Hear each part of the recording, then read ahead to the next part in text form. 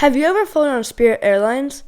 Well, over the years, Spirit has changed and has arguably become much better. Now, how is Spirit Airlines in 2022? To answer that question, we will be flying from Detroit Metropolitan Airport to Atlanta Hartsfield-Jackson International Airport. Let's see what it's like. Today, our journey begins in the North Terminal, or now called Evans Terminal, in the Lufthansa Sky Club Lounge. We got access to the lounge with our Sky Priority Pass. If you are traveling on any of the Star Alliance airlines, you can get free lounge access with a business or first class ticket.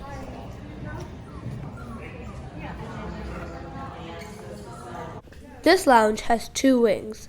This is the left wing with tons of great seating options. There are also big windows for a bit of plane spotting before your flight.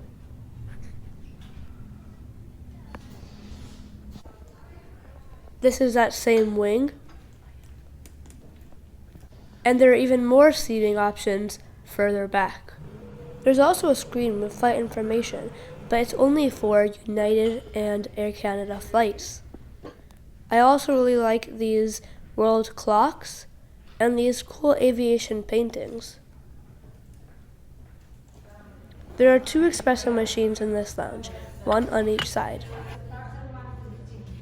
And you gotta love these Lufthansa branded windows and these really nice chandeliers throughout the lounge. This is the right wing, which is smaller but has food options. The food wasn't out yet, and they were still setting it up. They did have some pretty good sandwiches in the fridge and some other drinks in another fridge. They were still setting it up, but they also have some more drinks and some small little snacks.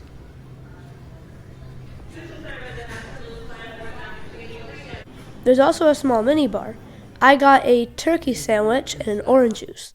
Outside the lounge are also some really nice paintings from the Detroit Institute of Arts. It was then time to head to our gate, D11. Today we'll be flying on the so-called Spirit Airlines birthday cake livery. Like always, it starts with Zone 1 boarding first and Zones 2 to 4 last. It was then time to board our new A320 aircraft.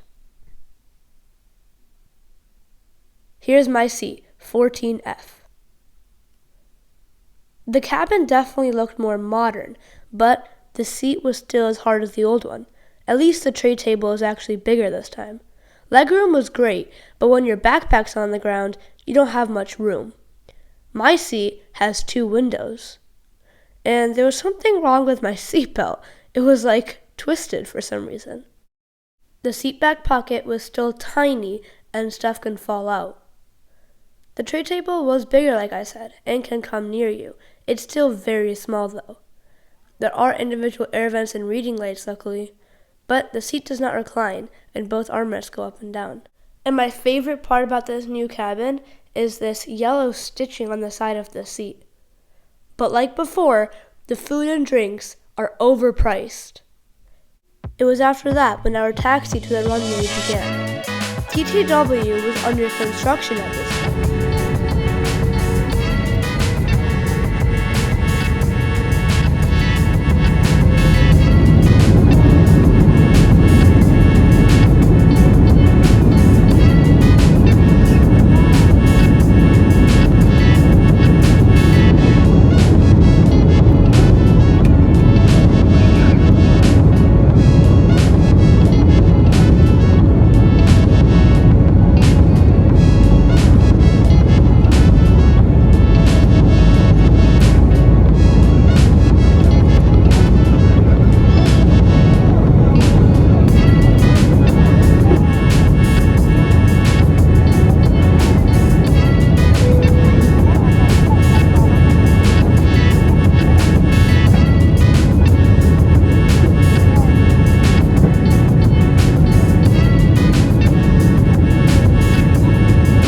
Once in the air, Spirit Airlines does offer Wi-Fi, which, like everything, is overpriced, and it wasn't that fast.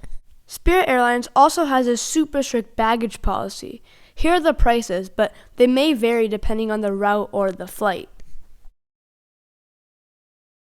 Now that we've begun our initial descent into Atlanta, let's rate our Spirit experience. First, the seat. The seat was still as hard as the old ones. I did like the yellow stitching. The tray table was pretty small though. It was an upgrade from before. The legroom was great, but when you have something under the seat in front of you, there's not much room. The seat still does not recline though. It's definitely better, so I'll give it a 3 out of 5. Next, we'll take a look at food. Now, Spirit Airlines doesn't really offer food. They offer snacks, and it's really, really overpriced. Because they don't serve food, I'm going to have to give it a 0 out of 5. Next, we have service. Now, the service on this flight was actually not that bad.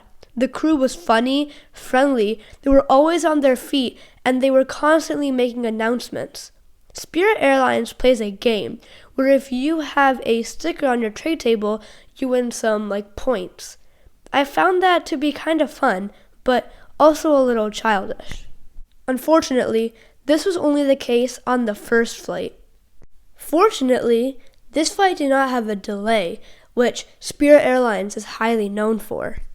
I'm not sure if this is considered service, but I'll count it anyways. Spirit Airlines has a super strict baggage policy. You can only bring one small purse or a small backpack.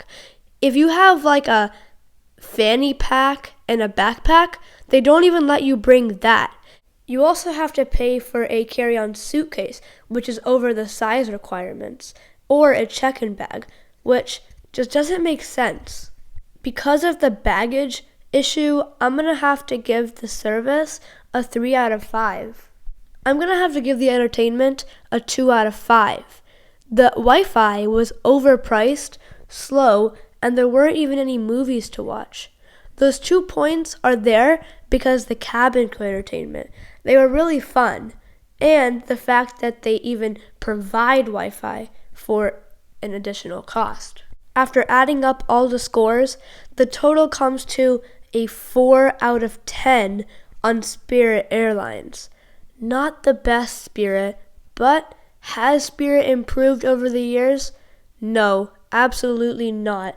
Maybe the seat has, or the cabin has, but Spirit Airlines as a whole hasn't. And in the future, I'm not expecting it to, because Spirit is a ultra low budget airline, and its only point is to get you from point A to point B.